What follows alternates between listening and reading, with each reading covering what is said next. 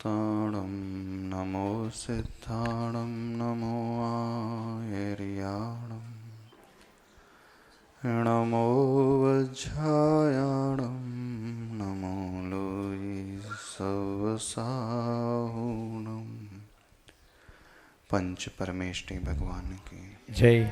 संत शिरोमणियाचार्य भगवान गुरुदेव श्री विद्यासागर जी महाराज की जय। पूज्याचार्य श्री समय सागर जी महाराज की जय। जय बोलो निरापक्ष मन युवाओं के प्रेरणा श्री वीर सागर जी महाराज की जय। नमोस्तु महाराज। नमोकार मंत्र सबसे शक्तिशाली महामंत्र। इसी विषय को समझने की कोशिश कर रहे हैं।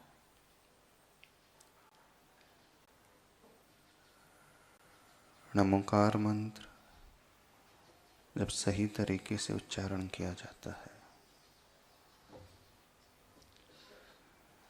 उसकी शक्ति बहुत अधिक पैदा होती है।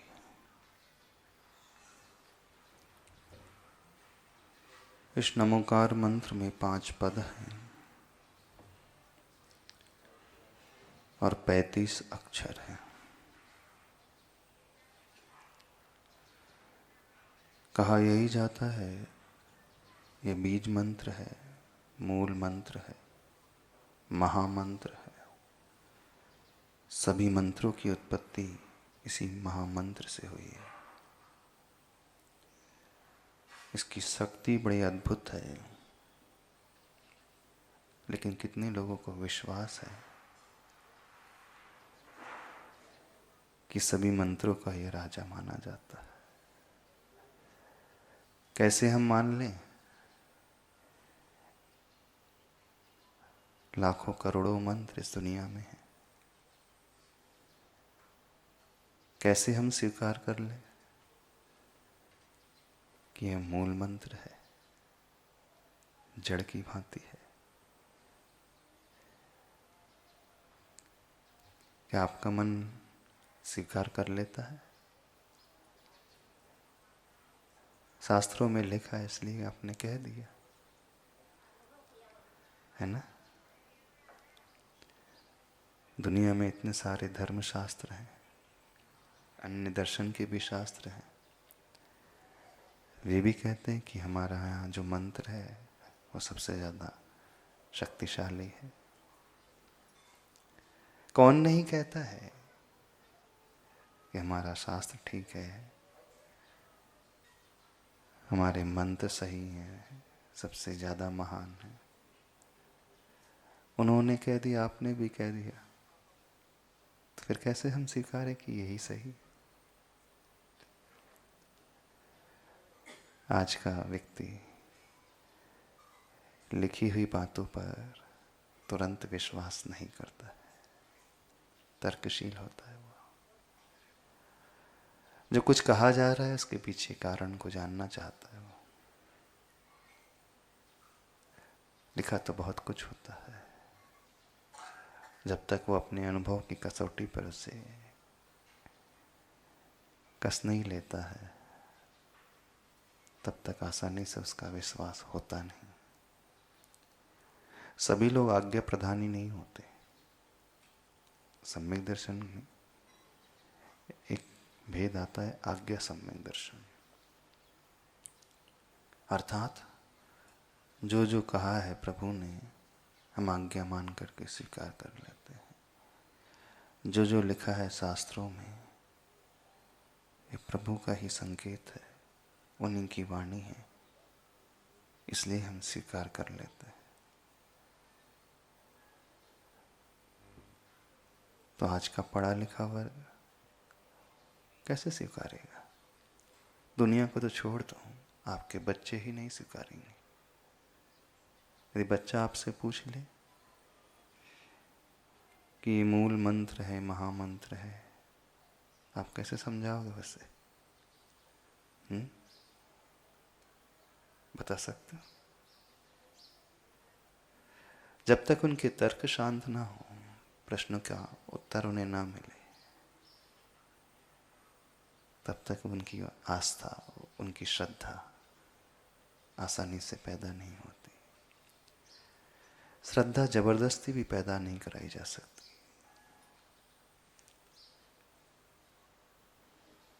श्रद्धा को पैदा करने के लिए उन्हीं के हिसाब से उन्हें समझाना पड़ेगा, तभी वो विश्वास करेंगे।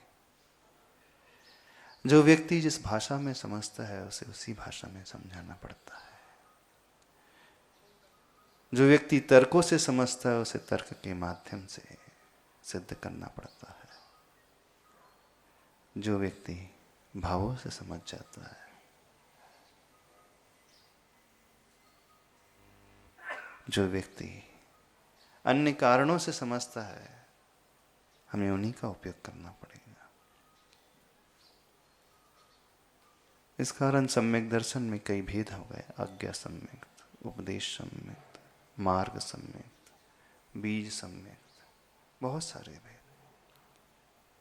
पात्रों की विवक्षा को लेकर के भेद किए गए हैं, क्योंकि सबकी तर्कना शक्ति भिन्न भिन्न होती है। सभी लोग आस्थावान नहीं होते, आसानी से आस्था पैदा करने वाले नहीं होते। सभी लोग आज्ञा प्रधानी नहीं होते हैं, जो कहा जाए तुरंत मान लें। वो लॉजिक पहले जानना चाहते हैं। इस कारण न्याय ग्रंथों का भी बहुत महत्व होता है। और एक बार न्याय ग्रंथों को पढ़कर के तर्क से जो व्यक्ति विषय समझता है, उसके पश्चात जो श्रद्धा उत्पन्न होती है वो हमेशा के लिए हो जाएगी। फिर वो दोलायमान नहीं रहेगी, डोलने वाली नहीं रहेगी, पेंडुलम की भांति झूलने वाली नहीं रहेगी। प्राय सबकी श्रद्धा जो है झूलने वाली है। जब चाहे इधर से उधर मुंह हो जाती है। जब तक आपके अनुकूल होता है तो आप आसानी से विश्वास कर लेते हो, और जब जीवन में अधिक प्रतिकूलता आ जाती है तो आपका विश्वास डगमगाने लगता होता है। कईयों के साथ ऐसा होता है। तो हम अपने विश्वास को सही पैदा करना सीखें, उस विश्वास को दृढ़ बनाना सीखें, उस श्रद्धा को मजबूत बनाना सीखें। और श्रद्धा मजबूत बनती है चिंतन मंथन से, ऊहापोह से, तर्कना से। उसके बाद जो श्रद्धा पैदा होती है वो अद्भुत श्रद्धा होती है, फिर वो डामाडोल कभी नहीं होती है। लिखा है शास्त्रों में, नमोकार मंत्र महामंत्र है, बहुत बड़ा मंत्र है। सभी मंत्रों की उत्पत्ति इसी मंत्र से हुई है। 84 लाख मंत्रों की उत्पत्ति, उनका जनक नमोकार मंत्र माना जाता है। बहुत सारे लोगों ने सुना भी होगा, पढ़ा भी होगा। लिखा है इसका, इसलिए हम मान लें? बताइए। झुटलाया नहीं जा रहा है, उसे प्रश्न चिन्ह नहीं खड़ा किया जा रहा है, लेकिन हम इसे मजबूत ज्ञान के बल पर, चिंतन के बल पर, अन्य आगम ग्रंथों को पढ़ करके, अन्य जो लोग होते हैं तर्कशील होते हैं, जो तर्क के माध्यम से अपनी बातों को रखते हैं, उनके सानिध्य को पा करके अपनी आस्था को मजबूत कर सकते हैं। आज थोड़ा उसी विषय को समझने की कोशिश करते हैं। क्यों नमोकार मंत्र को मूल मंत्र कहा जाता है? क्यों ये मंत्रों का राजा माना जाता है? क्यों ये कहा जाता है अन्य सारे मंत्रों की उत्पत्ति इसी से हुई है? नमोकार मंत्र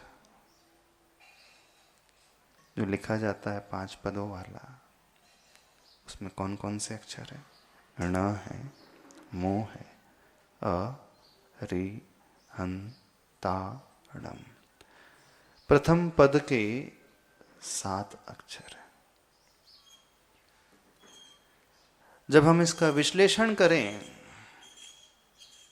नेमीचंद जी शास्त्री हुए हैं, उन्होंने एक पुस्तक लिखी है नमोकार मंत्रिक अनुचिंतन महामंत्र। अच्छे से विश्लेषण उन्होंने कुछ किया है। ज्योतिषाचार्य थे, तर्कशील भी थे, गहराई से उस विषय को उन्होंने रखने की कोशिश की। अब देखें 7 अक्षर हैं उसमें, नमो अरिहंताणम। जब इनका और हम विश्लेषण करते हैं तो इसमें कुछ व्यंजन हैं और कुछ स्वर हैं। हिंदी आती है आप लोगों को? नहीं आती। हिंदी के कितने व्यंजन होते हैं वर्णमाला में? कितने स्वर होते हैं पता है? अ आ ई उ ऊ, री रील रील री, ई ऐ उ औ अम अह, 16। व्यंजन कितने होते हैं? क वर्ग है, क ख ग घ ङ, च छ ज झ झ ञ, ट ठ ड ढ ण, त थ द ध न, प फ ब भ म, य र ल व, श श स ह, है ना? 25 और 8 33। कितने हो गए? 16 और 33 कितने हो गए? जोड़ लगाओ थोड़ा सा। 49। अब व्याकरण के हिसाब से समझने की कोशिश करें। ह्रस्व मात्रा, उसमें कुछ मात्राएं भी होती हैं। ह्रस्व स्वर हैं, दीर्घ स्वर हैं, फिर प्लुत भी स्वर होते हैं। इन सब को मिला दिया जाए तो उनकी संख्या आ जाती है 64। 84 इसी को समझते हैं आज। इस दृष्टिकोण से समझने की कोशिश करते हैं नमोकार मंत्र की शक्ति कितनी अद्भुत होती है। जब हम नमो अरिहंताणम इस पद को विश्लेषित करते हैं तो उसमें न जो है वो व्यंजन माना जाता है। ट ठ ड ढ ण, उसमें फिर स्वर भी लगा है। ण हलंत होता है, प्लस अ मिलकर के बना ण। एक व्यंजन हुआ ण, दूसरा व्यंजन हुआ म, फिर अ जो स्वर है, अ उसमें स्वर है, फिर ओ स्वर है, अरिहंताणम में अ स्वर है, र व्यंजन है, ई की मात्रा स्वर है, ह व्यंजन है, अम स्वर है, त व्यंजन है, आ स्वर है, न व्यंजन है, अम स्वर है। ऐसे ही एक एक पूरे पद को विश्लेषित करें, स्वर को फिर उसमें अलग करें और व्यंजनों को अलग करें तो बड़ा अच्छा विश्लेषण निकल करके आता है। पूरे सारे स्वर 16 स्वर उसमें आ जाते हैं। नमो अरिहंताणम, नमो सिद्धाणम, नमो आयरियाणम, नमो वज्रायणम, नमो लोहे सव्यसाउणम। उसकी संधि आदि करके मिलता है अ आ ई उ ऊ, री री री री, ई ऐ ओ औ अम अह। सारे स्वर इस नमोकार मंत्र में भरे हुए हैं। जब हम व्यंजनों का विश्लेषण करते हैं, म व्यंजन जो है पवर्ग में आता है। पवर्ग समझते हो? प फ ब भ म, नमो में। र यर लव, हन व्यंजन त आता है, तवर्ग में आता है, त थ द ध न। णम टवर्ग में आता है। ऐसे ही सिद्धाणम में स है, द है, ध है, तो इसमें तवर्ग भी पूरा आ गया। आयरी आड़म में य है, र है, णम है। उवज्झायाणम में ऊ स्वर है, व स्वर है, वह व्यंजन है। चवर्ग में झ आ जाता है। लोए सव साहुणम, ह कव्रजर को रिप्रेजेंट करता है। तो नमो अरिहंताणम से लेकर नमो लोए सव्य साहुणम, इन 5 पदों के सभी अक्षर और जब व्यंजन का विश्लेषण करके निकालते हैं, इस पंच पद वाला 35 अक्षर वाला जो नमोकार मंत्र है, वो कवर्ग भी रिप्रेजेंट करता है, चवर्ग भी, च छ ज झ ञ, टवर्ग भी रिप्रेजेंट करता है, तवर्ग भी रिप्रेजेंट करता है, और पवर्ग भी, कवर्ग, चवर्ग, टवर्ग, तवर्ग और पवर्ग, और य र ल व भी हैं, श श स ह, चारों सब व्यंजन इसमें आ जाते हैं, सारे स्वर इसमें आ जाते हैं। अब देखना, ये ही जो हैं पूरे स्वर और कहलाते हैं, उपयुक्त ध्वनि ही मात्रिका कहलाती है। आचार्य जयसेन स्वामी जी ने प्रतिष्ठा पाठ ग्रंथ लिखा है, उसमें एक बहुत अच्छा श्लोक आता है, अकारादि छकारांता वर्णा प्रोक्तास्तु मात्रिका सृष्टिन्यास स्थितिन्यास संहृतिन्यास तत्त्रिधा। अ से लेकर छ पर्यंत सारे स्वर, और क ख ग से लेकर य र ल व श श ह क्ष आदि, ये सारे वर्ण जो होते हैं मात्रिका वर्ण कहलाते हैं। ये वर्ण जो है 3 प्रकार के होते हैं, एक सृष्टि क्रम, एक स्थिति क्रम और एक संहार क्रम। जब इनका उच्चारण किया जाता है, सृष्टि कर्म होता है रचना को पैदा करने वाला, स्थिति कर्म लगा हुआ, और संहार क्रम नाश करने वाला, अर्थात उत्पाद, व्यय और द्रव्य, तीनों जिसमें समाहित हैं। उत्पाद, व्यय, द्रव्य युक्तम सत् सद्रव्य लक्षणम। सृष्टि अर्थात जन्म, स्थिति अर्थात द्रव्य, और संहार अर्थात नाश। संसार चलता है, हर द्रव्य के तीनों लक्षण होते हैं, उत्पाद, व्यय और द्रव्य वाला प्रत्येक द्रव्य होता है। ये अक्षर चाहे कवर्ग आदि हो, व्यंजन अथवा अ आ ई आदि, ये स्वर जो कहलाती हैं वो ध्वनि उत्पन्न करने वाले शक्ति को रिप्रेजेंट करते हैं, और ककार से लेकर हकार पर्यंत व्यंजन बीज संज्ञक होते हैं। अकार से वाला जो स्वर है वो शक्ति है, और जितने भी मंत्रों की उत्पत्ति होती है बीज और शक्ति के माध्यम से होती है। अब थोड़ा समझना, हम क्या करें, समझ में आ रहा है आपको? क ख ग आदि क्या कहलाते हैं? बीज माने जाते हैं, इन्हें कहा जाता है बीजाक्षर।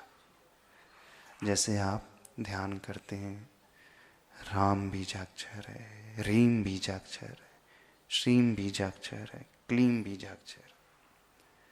तो ये बीज होते हैं। बीज कैसा होता है?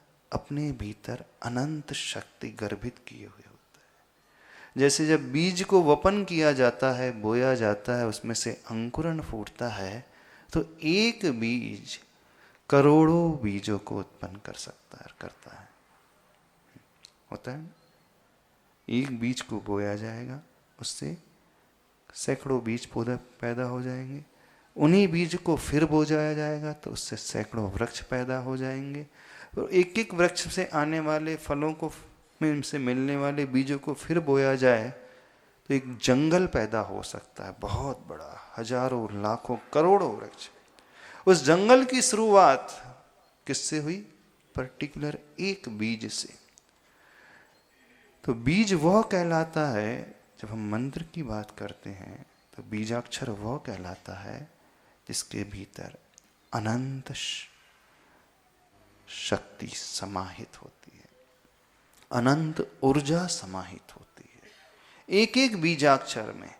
इन्हीं बीजाक्षर का ध्यान करने से केवल ज्ञान प्रकट हो जाता है, और केवल ज्ञान अनंतता को लिए हुए होता है। समझना, इसकी गहराई को समझना। नमोकार मंत्र को समस्त मंत्रों का राजा क्यों माना जाता है, उस विषय को समझने की कोशिश करो।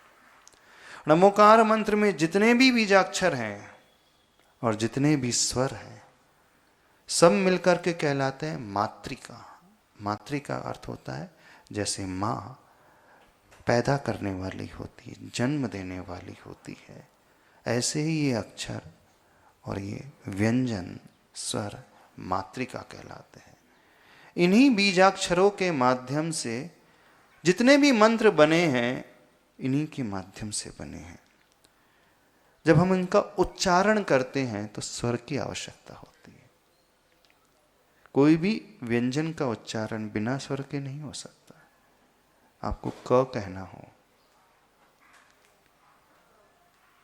क अपने आप में हलंत होता है, बिना स्वर का होता है, लेकिन उच्चारण करेंगे तो अ उसमें इंक्लूड हो जाता है।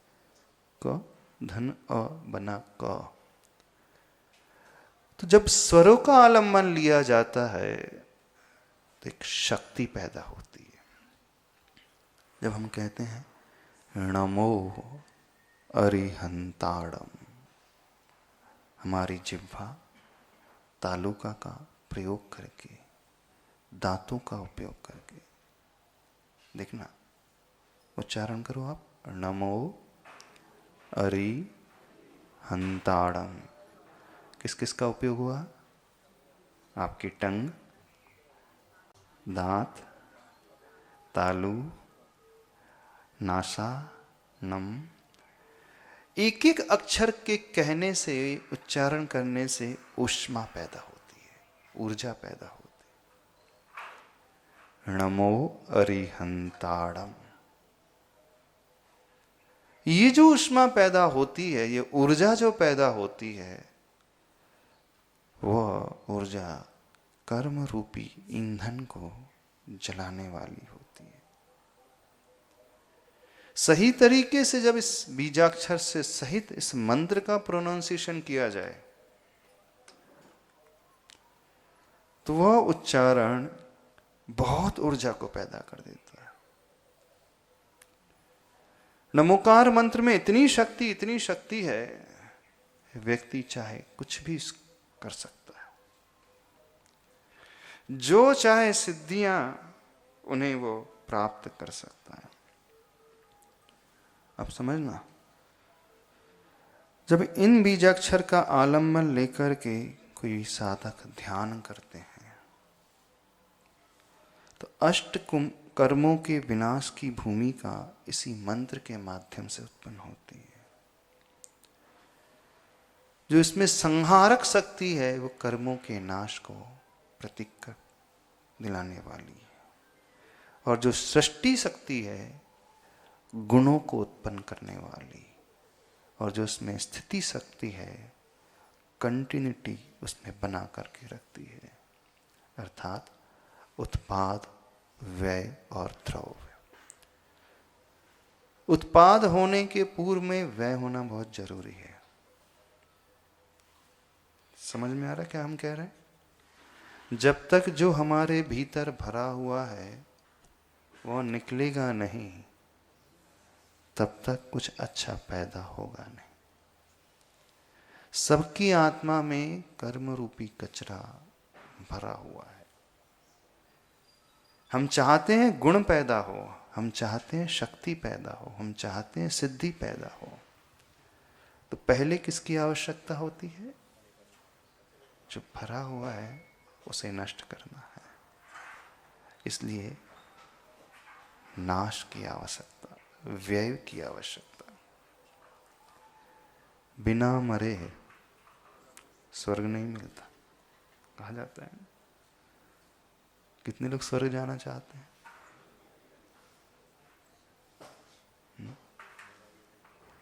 स्वर्ग जाना चाहते हो? सेठी स्वर्ग जाना चाहते? यदि हम कुछ चाहते हैं तो मरना पड़ेगा। तैयार हो मरने को?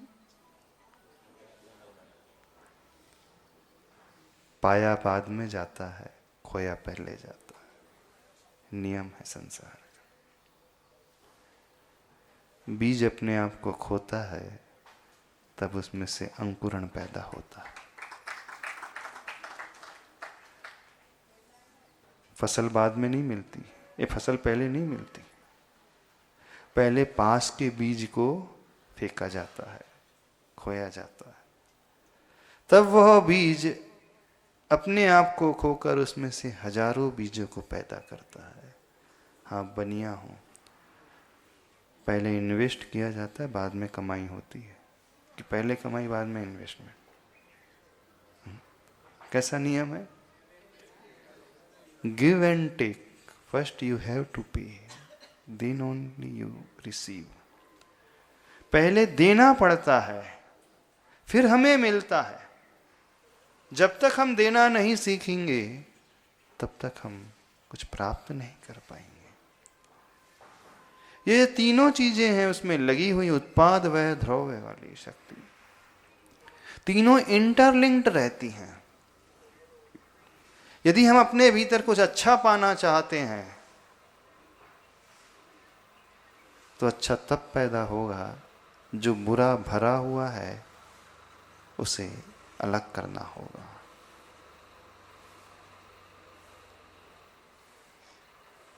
अच्छा, एक बात आपसे पूछते हैं, भोजन का ज्यादा महत्व है कि त्याग का ज्यादा महत्व है?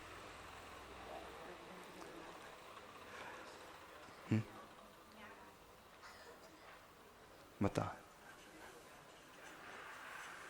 भोजन आप कर रहे हो, उस वो ज्यादा इंपॉर्टेंट रोल प्ले करता है कि जो मल भरा हुआ है उसे छोड़ना इंपॉर्टेंट रोल प्ले करता है? कौन ज्यादा इंपॉर्टेंट होता है? क्या ज्यादा इंपॉर्टेंट होता है? जब तक आप त्यागोगे नहीं, जब तक खाली नहीं होंगे, तब तक इच्छा ही नहीं होगी, कुछ जा भी नहीं सकता अंदर। यदि कोई व्यक्ति भोजन ही करता रहे और फ्रेश ना हो तो क्या हो जाएगा? क्या हो जाएगा? जीवित ही नहीं रह पाएगा।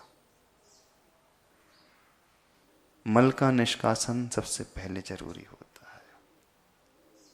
आप भोजन कुछ देर न भी करोगे तो कुछ नहीं होगा, और मल भरा रहे तो बीमारी पैदा करता है।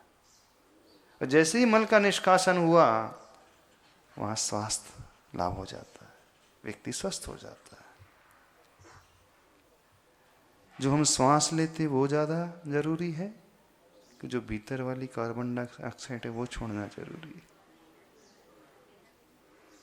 बताइए क्या? बिना छोड़े आप ले नहीं सकते, और बिना लिए आप छोड़ भी नहीं सकते। फ्रेश एयर लेने के लिए, फ्रेश ऑक्सीजन लेने के लिए जो CO2 कार्बन डाइऑक्साइड भरी है उसे छोड़ना पड़ेगा। दोनों का ही इंपॉर्टेंस है, लेना और छोड़ना। दोनों ही नहीं, एक तीसरी ही है जो कंटिन्यूटी में बनी रहती है, वो भी बहुत जरूरी है। उत्पाद का भी महत्व है, व्यय का भी महत्व है, लेकिन द्रव्य का भी उतना ही महत्व है। ज्ञान पैदा हो जाए लेकिन बना ना रहे तो क्या मतलब? पैसा आपने कमाया लेकिन आपके पास रहे ही नहीं, आया और जाए, उससे क्या होगा? आना भी जरूरी है और बने रहना भी बहुत जरूरी है। प्रभु को केवल ज्ञान प्राप्त हुआ कि प्रभु को अनंत सुख प्राप्त हो गया, और सुख प्राप्त होते समाप्त हुआ, तो ऐसा सुख किस काम का? संसारी दशा में तो मिलता ही है सुख, नहीं मिलता सुख? जब आप विषय भोगते हो, जब आप खाते पीते हो तो सुख मिलता है, अच्छा तो लगता है, और प्रॉब्लम क्या है? तुरंत वो छूट जाता है। संसारियों का सुख कैसा होता है? एक पल का होता है, वो स्थिर नहीं रहता। मिला गया, मिला गया, इसलिए तृष्णा बनी रहती है। भगवान का सुख कैसा होता है? मिलने पर वो हमेशा बना रहता। क्या कोई ऐसा भी उपाय है जो संसार दशा में सुख मिल रहा है हम उसे कंटिन्यूटी में मेंटेन करके रख सके? जैसे आप कुछ मिठाई खाते हैं तो कैसा लगता है? अच्छा लगता है। कितनी देर तक अच्छा लगता है?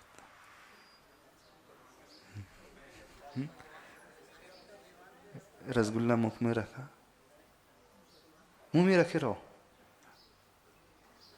टेस्ट आ रहा है ना, तो मुंह में रखे रहे। जब टेस्ट आ रहा तो रखे रहो ना, अंदर ना ले तो नहीं हो सकता। जैसे ही अंदर लिया उसके बाद क्या हो जाता है? वो गया टेस्ट। वो जो सुख मिला कितने पल का, इस कारण वो अधूरा रहता है। संसारी व्यक्ति की जो उसे मिलता है छूट जाता है। तो द्रव्य होना भी बहुत जरूरी है। नाश का भी रोल उतना ही इंपॉर्टेंट है, उत्पाद का भी है और व्यय का भी है, यानी द्रव्य का भी है। हमें भी मिलता है लेकिन तुरंत समाप्त हो जाता है। प्रभु का ऐसा नहीं होता है। सृष्टि का भी है क्रम, संहार भी क्रम है, लेकिन स्थिति क्रम भी है। तो ये नमोकार मंत्र के जो बीजाक्षर हैं इनकी शक्ति कैसी है? 3 नेचर वाली हैं। संहार क्रम वाली है, स्थिति क्रम वाली है और सृष्टि क्रम वाली है। नाश वाली, उत्पाद वाली और द्रव्य वाली। एक एक बीजाक्षर, एक एक स्वर अपने भीतर इन शक्तियों को लिए हुए हुए। नमो अरिहंताणम से नमो लोए सव्यसाहूणम। जब हम इन बीजाक्षर, स्वरयुक्त बीजाक्षर का उपयोग करते हैं, उच्चारण करते हैं, तो वो कौन सी शक्ति पैदा होती है? उसका कार्य क्या होता है? हमारे भीतर जो अशुद्धियां भरी हुई हैं उनका वो संहार करती है। क्या अशुद्धि है? कर्म रूपी अशुद्धि, बुराइयां रूपी अशुद्धि, पाप की वृत्ति रूपी अशुद्धि, बुरे विचार रूपी अशुद्धि। जैसे ही कोई व्यक्ति नमो अरिहंताणम इस पद को कहता है, भावों से की हम बात कर रहे हैं, द्रव्य की अकेले बात नहीं कर रहे हैं। द्रव्य का भी महत्व है। द्रव्य का ऐसे महत्व है, जब हम टंग का, तालु का और दांत उष्मा का, उष्मा आदि का प्रयोग करते हैं नासा से, जो उष्मान संगन है, तो एक एनर्जी जनरेट होती है। द्रव्य उच्चारण से भी ऊर्जा की प्राप्ति होती है। नमो अरिहंताणम। यह शक्ति नमो अरिहंताणम में नहीं पैदा होगी। क्या कहा हमने? एक कहा नमो और एक कहा नमो। नमो में टवर्ग का ण है और नमो में नल का न है। श्वेतांबर मान्यता में नमो बोलते हैं, दिगंबर मान्यता में नमो बोलते हैं। उनके यहाँ भी दूसरा भी भेद है। नमो कुछ स्थानक वाले जो हैं नमो भी कहते हैं, कुछ नमो भी कहते हैं, दोनों ही कहते हैं।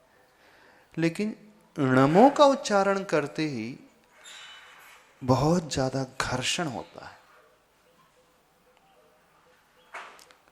आप देखो, हाथ रखते सामने, नमो, एक श्वास गर्म सी आपको अलग महसूस होगी। नमो में वो नहीं आएगी। तो ये द्रव्य ऊर्जा पैदा होती है।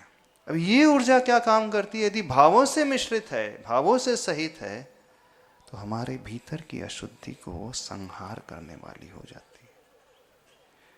जो हमारी बुरी वृत्तियां हैं, बुरे विचार हैं, बुरा स्वभाव है अथवा वो कर्म है, उनको नाश कर। अब उनका नाश हुआ तो फिर पैदा क्या होगा? पैदा गुण होंगे।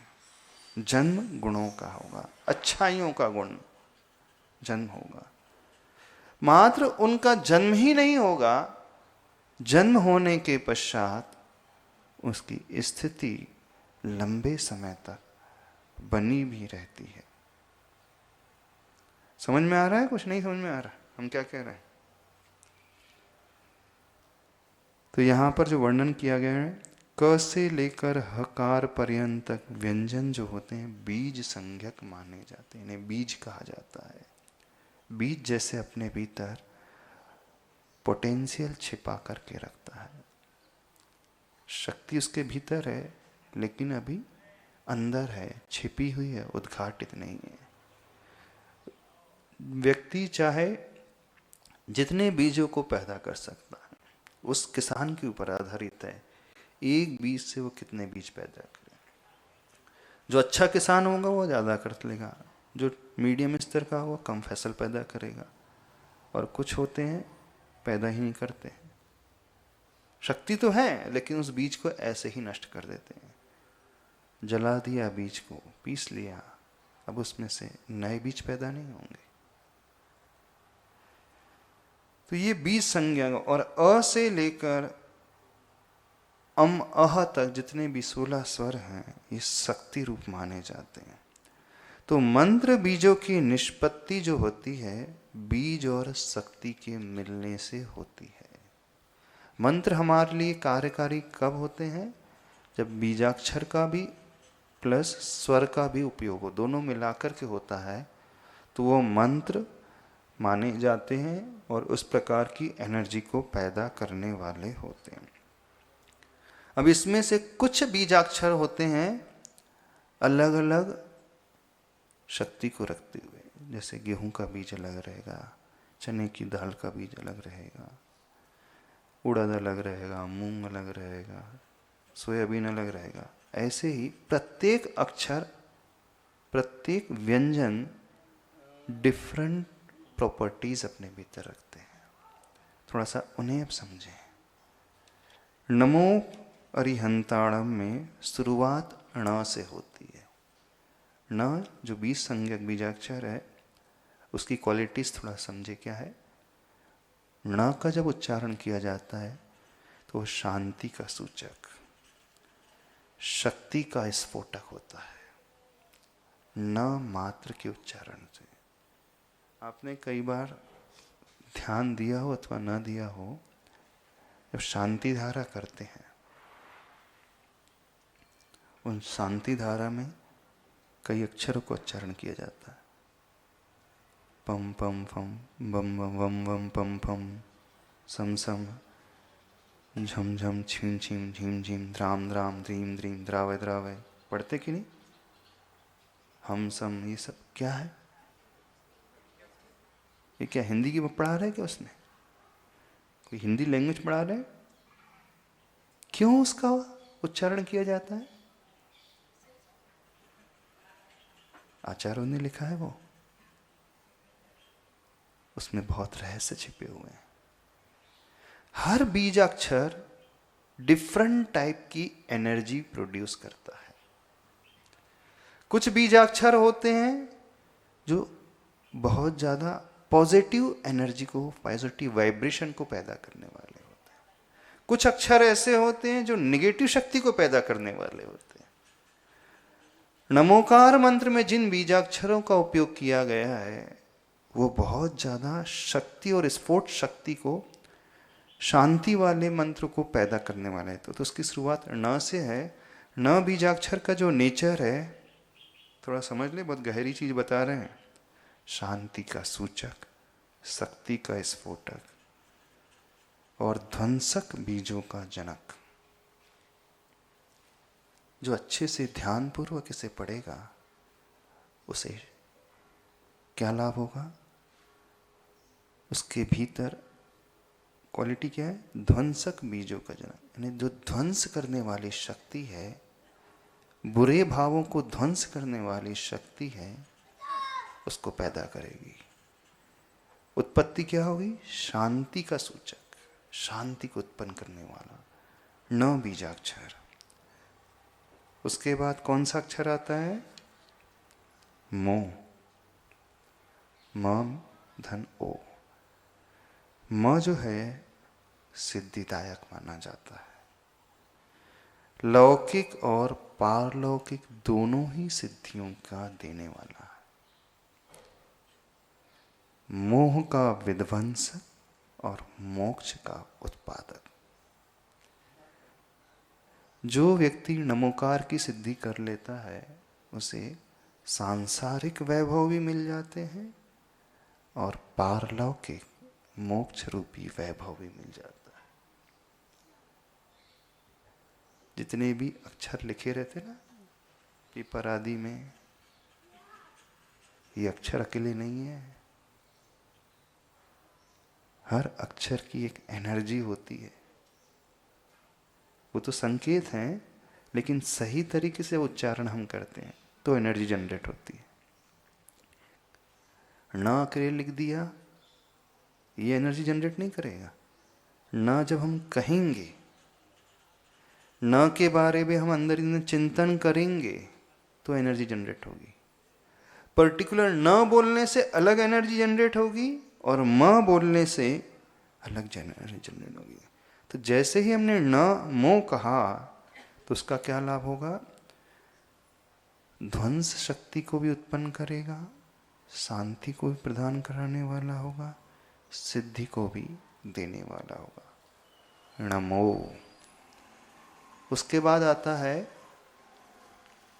अरिहंताणम में अ। एक एक बीजाक्षर का ध्यान किया जाता है। ज्ञानार्णव ग्रंथ पढ़ा आप लोगों ने? रॉन्ग नंबर डायल कर दिया हमने शायद। आप लोग सोचोगे महाराज जी कौन से ग्रह की बात कर रहे हैं। स्वाध्याय तो आप लोग कर ही नहीं सकते कभी। करते हैं, नाम सुना है। उसमें ध्यान का वर्णन बताया है, बड़ा अच्छा वर्णन है। बहुत सारा वर्णन है, बहुत रहस्य की बातें उसमें भरी हुई हैं। उसमें एक बात आती है, एक अक्षर का भी ध्यान होता है। मुनिराज जो हैं एक अक्षर के चौथाई हिस्से का भी ध्यान करते हैं। जैसे लिखा है अ, पूरा अ का भी ध्यान नहीं करेंगे, बस शुरुआत हुआ और वो ध्यान में उतर जाते हैं। तो हम बता रहे हैं, अब हम अरिहंताणम का अ बता रहे हैं। अ जो है अव्यय होता है, व्यापक होता है।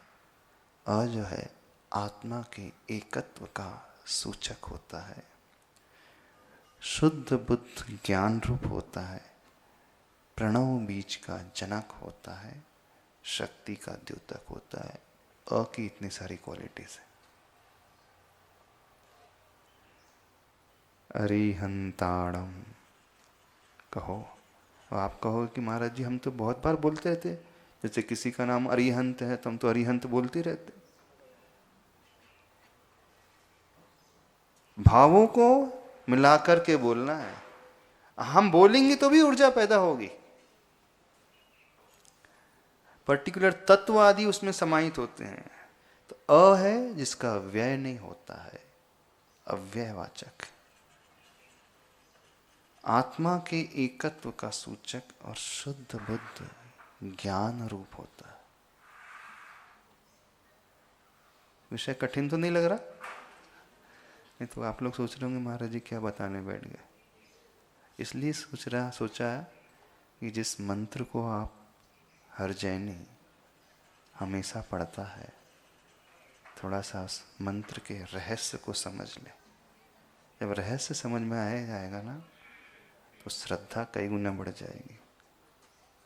आपको नमोकार मंत्र जन्म से मिल गया है, इसलिए इसकी कीमत नहीं कर रहे हो। जब भी जीवन में कोई परेशानी आती है, प्रतिकूलता आती है, आप इधर उधर के मंत्रों के चक्कर में भागने लगते हो, ओझा फकीरों के चक्कर लगाते रहते हो, ज्योतिष और पंडितों के पास जाते रहते हो, कुछ ना कुछ याचना करते रहते हो। करते हो कि नहीं? दुकान नहीं चलती है तो कोई मंत्र मिल जाए, बीमारी है उसको दूर करने का कोई मंत्र, घर के लिए मंत्र, शांति का मंत्र। कई लोग आते हैं, नहीं भीड़ में नहीं आते, अकेले आते हैं। हाँ, जब कोई नहीं हो तब पूछते, धीरे से पूछते हैं, महाराज जी थोड़ा सा एकांत में चर्चा करना है, थोड़ा सा समय चाहिए 5 मिनट बस।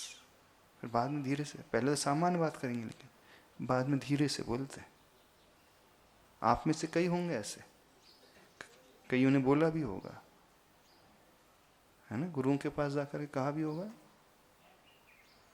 हाँ, कुछ लोग ऐसे होते हैं मन में तो आ जाता है लेकिन कह नहीं पाते। महाराज जी क्या सोचेंगे, हम तो सम्यक दृष्टि हैं, इस कारण वो कहते नहीं हैं। कुछ लोग होते हैं कह जाते हैं, बस अंतर इतना ही होता, एक के मन में आता है, एक के वचनों में आ जाता है, एक की क्रिया में आ जाता है। तो जब जीवन में कठिनाइयाँ आती हैं, आप इधर उधर भटकते हो, तो आप लोगों से कहना है भटकने की कोई आवश्यकता नहीं है। इस नमोकार मंत्र को बड़े आस्था श्रद्धा से पढ़ोगे, सब कुछ पा जाओगे। एक एक अक्षर बहुत ज़्यादा एनर्जी से भरा हुआ है। अ के बारे में बता रहे थे, अ शक्ति का द्योतक है और प्रणव बीज का जनक है। प्रणव बीज कौन सा माना जाता है? ओम। ओम की शुरुआत अ से ही होती है, इसी से शुरुआत होती है। प्रणव यानी शक्ति वाला। फिर उसके पश्चात आता है र बीजाक्षर, है ना, अरी में र आता है। र बीजाक्षर है, अग्नि बीजाक्षर माना जाता है, जिसमें अग्नि तत्व होता है। आपको ठंड के समय बहुत ठंड लग रही हो, हाथ पैर कांप रहे हो, बस रम रम का उच्चारण शुरू कर दो, पसीना आना लगेगा। र का ध्यान करने लगो, ऊर्जा शरीर के भीतर पैदा होगी, गर्मी पैदा होने लगेगी। रम बीजाक्षर र जो है अग्नि तत्व वाला है। र का उच्चारण करोगे तो उष्मा पैदा होगी र, और प का उच्चारण करोगे तो जल तत्व पैदा होगा। शांति धारा में पम पम भी आता है, वम वम भी आता है, शांति वाला है मंत्र पम पम। जिनमें दोनों होठों का स्पर्श होता है वो जल तत्व पैदा करते हैं। हाँ, पवर्ग में दोनों होठों का प्रयोग होता है, प फ ब भ म। सिर्फ पवर्ग में ही दोनों होठ अपने कांटेक्ट में आएंगे, टच होंगे। क में नहीं होंगे, च में नहीं होंगे, ट में नहीं होंगे। थोड़ा सा एक्सपीरियंस करके देखो, ल में नहीं होंगे, श में नहीं होंगे। जब पवर्ग का उच्चारण होगा तभी दोनों होंठ एक दूसरे से टच करेंगे। कभी ध्यान दिया आपने? प फ ब भ म, दोनों होंठ टच हो रहे हैं, जल तत्व को पैदा करने वाले। र का उच्चारण किया जाता है तो वह अग्नि तत्व को पैदा करता है। र बीजाक्षर ऊर्जा को पैदा करने वाला होता है। अग्नि बीज कार्य का साधक, शक्ति का प्रस्फोटक और शक्ति का वर्धक।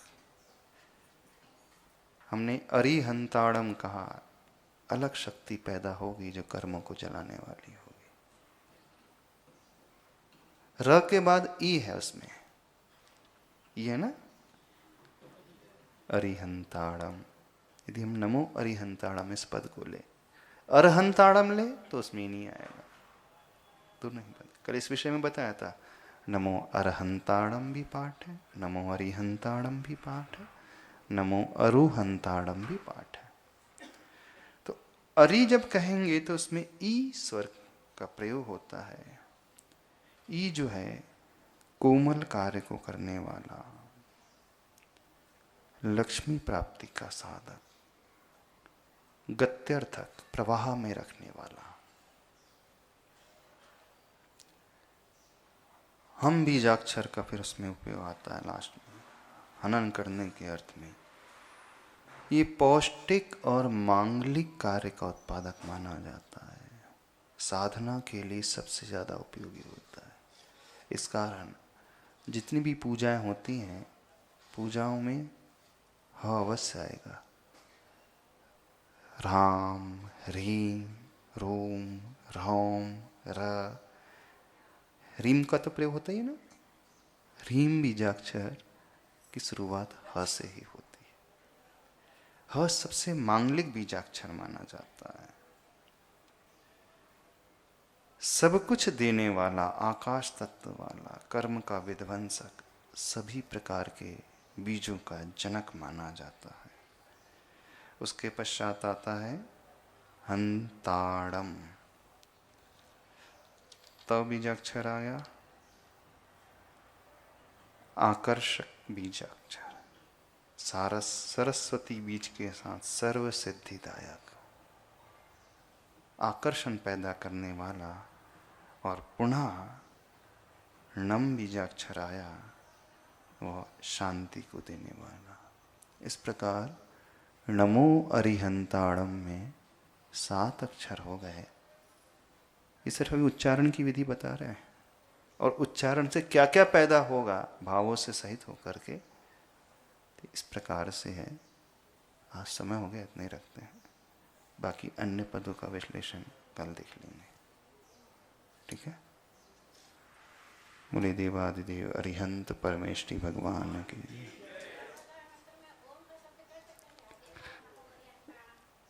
नमो अरिहंताड़म ये अलग मंत्र है, ओम नमो अरिहंताड़म ये दूसरा मंत्र है, ओम ह्रीम नमो अरिहंताड़म ये तीसरा मंत्र है। हर मंत्र के उच्चारण में अलग अलग शक्ति रहेगी।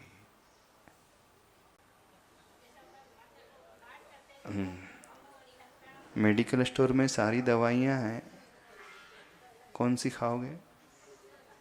जो मिल जाए वही खा लोगे। कुछ ना कुछ तो काम करेगी कोई ना कोई दवाई, ऐसा करोगे। जो उपयोगी वही खाओगे। हाँ, उसका भी महत्व है, समझ करके। जिनवाणी के ज्ञान से सूझे लोक लोक सो वाणी मस्तक धर्म सदा देते। हे जिनवाणी भारती तो हे जपो जो तेरी शरण है सो पावे।